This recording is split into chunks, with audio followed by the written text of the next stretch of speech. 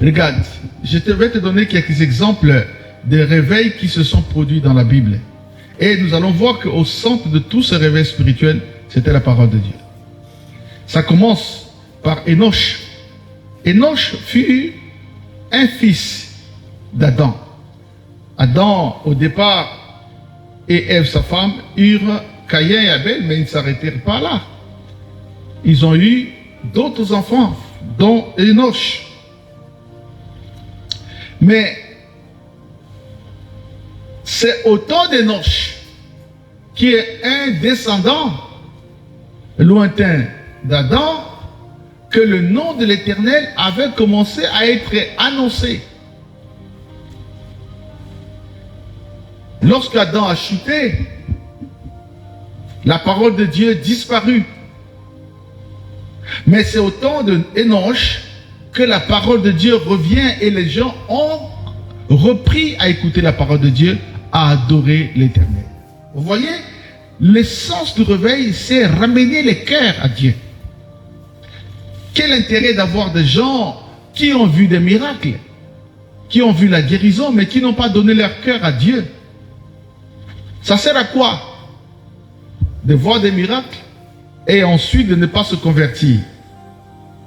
Au temps de Moïse, Dieu envoya Moïse libérer les fils d'Abraham qui étaient en captivité en Égypte. Avez-vous essayé d'étudier ce réveil? Où ils ont vu les miracles, les signes. Ils ont vu la traversée, l'exode miraculeux. La mer Rouge traversée par la puissance de Dieu, les chars de Pharaon détruits. La puissante armée de Pharaon humiliée. Mais au centre, quelque temps après, ils entraient dans le Sinaï. Ils reçurent la parole de Dieu. Moïse reçut des tables sur lesquelles les doigts de Dieu lui-même écrivirent la parole de Dieu. Et cette parole que Dieu a donnée à Moïse sera le fondement de la foi de tout le judaïsme. Dans toutes les époques bibliques, la parole que Dieu a donnée à Moïse servira de base de toute la foi, de toute l'histoire d'Israël. Vous voyez, c'est la parole de Dieu.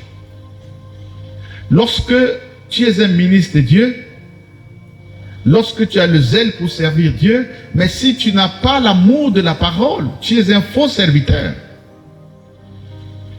Si tu es un ministre de Dieu, mais si tu ne peux pas enseigner la parole de Dieu très bien, tu es un pirate. Prêcher, ce n'est pas crier.